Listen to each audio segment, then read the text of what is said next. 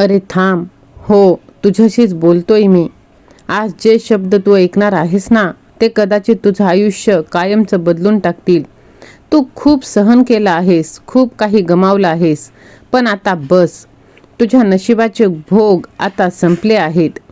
तुला आठवतंय का ते दिवस जेव्हा सगळं तुझ्या विरोधात चाललं होतं? जितका प्रयत्न तू करायचास तितकं सगळं हातातून निसटून जायचं. लोकांनी साथ सोडली, आपल्याच लोकांनी दुखावलं आणि तू मात्र शांत राहून सगळं सहन करत राहिलास. रात्री झोप लागत नव्हती, मनात हजार विचार, मीच का, माझ्याच नशिबी का.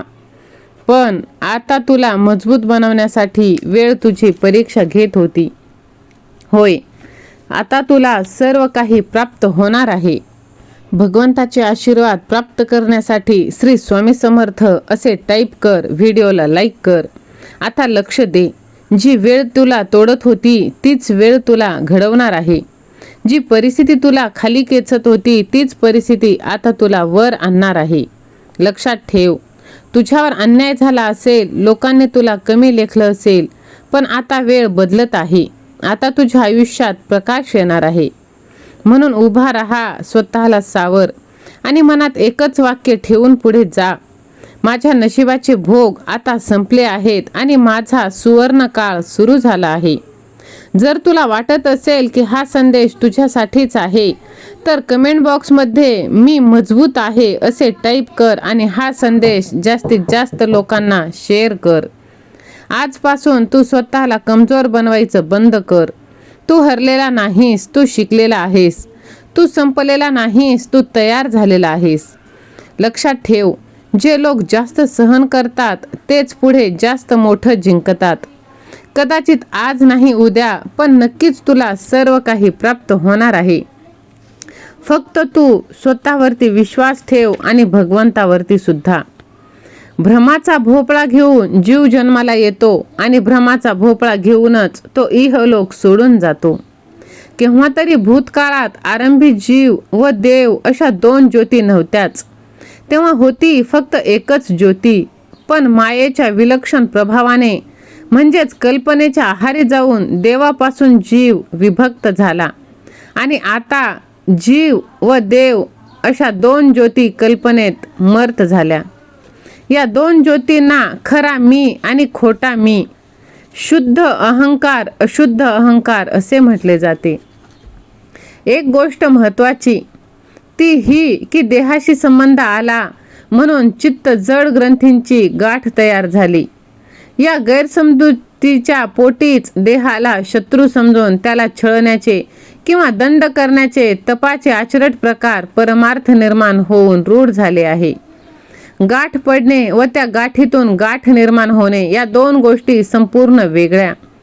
चैतन्य व शरीर यांची गाठ पडली ते ठीकच आहे, कारण त्यामुळेच प्रकाशाच्या जीवनाचा प्रकाश निर्माण झाला आणि या गाठीतूनच अहंकाराची मीची गाठ निर्माण झाली आणि देहबुद्धीची निर्मिती झाली. याला कारण देह नसून माया आहे. याची जाणीव खूप लोकांना नसते.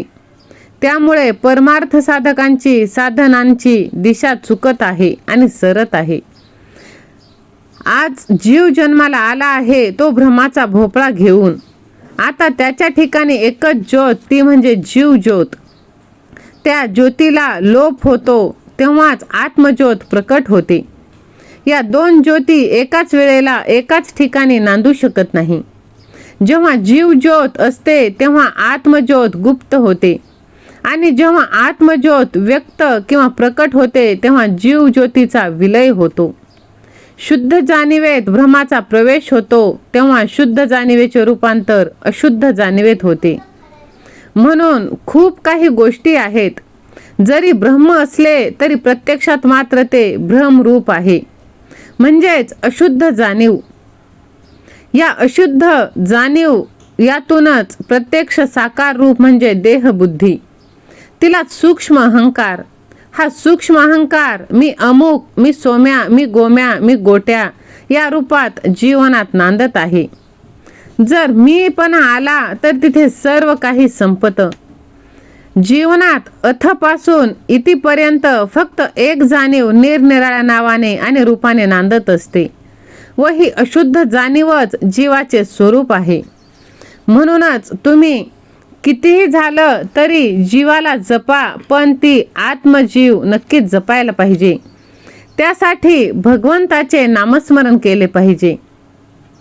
देवासाठी जीवन आहे हे तुम्ही स्वीकारले पाहिजे. जर सहमत असाल तर मी देवाचा लाडका भक्त असे तुम्ही टाईप करा आणि हा संदेश तुम्ही जास्तीत जास्त लोकांना शेअर करा.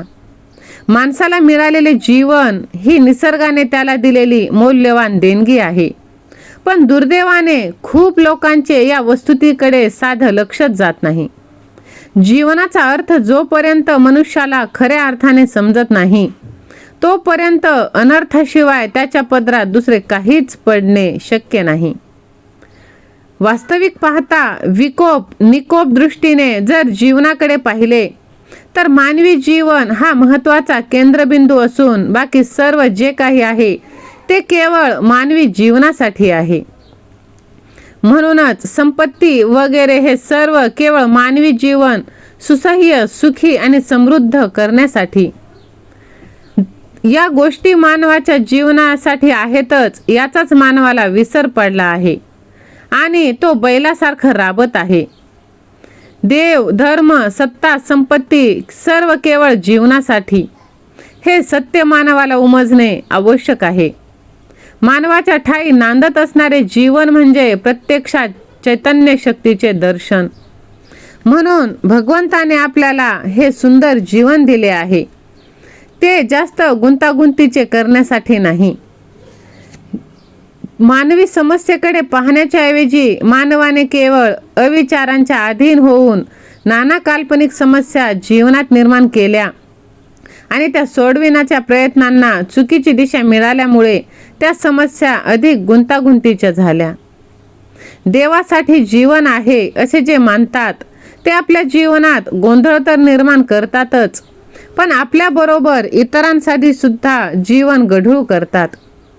हे लोक देवासंबंधी चुकीच्या कल्पना समाजात प्रसूत करतात. नंतर याच कल्पना सामाजिक समस्या रूपाने साकार होतात. मूर्तीच देव म्हणून तिला भजणारे मूर्ती देव नाही या कल्पनेने भारलेले मूर्तिभंजक दोघेही सारखेच. देव आहे पण जीवनासाठी देव आहे हे सत्य मानणाऱ्या माणसाला उमजले पाहिजे. देवासंबंधीच्या थातुरमातुर कल्पना जीवनातून गळून पाडल्या पाहिजे. भगवंत आहे तो माणसात आहे, जीवात आहे आणि त्या जीवाची काळजी घेतली पाहिजे हे आपल्याला समजले पाहिजे. म्हणूनच देव तुम्ही मंदिरात न शोधता तुम्ही माणसात शोधा. स्वामी महाराजांनी सांगितले आहे की मी तुझ्यातच आहे, तू स्वतःला ओळख. जर आजचा संदेश आवडला असेल तर मी देवाचा लाडका भक्त असे टाईप करा.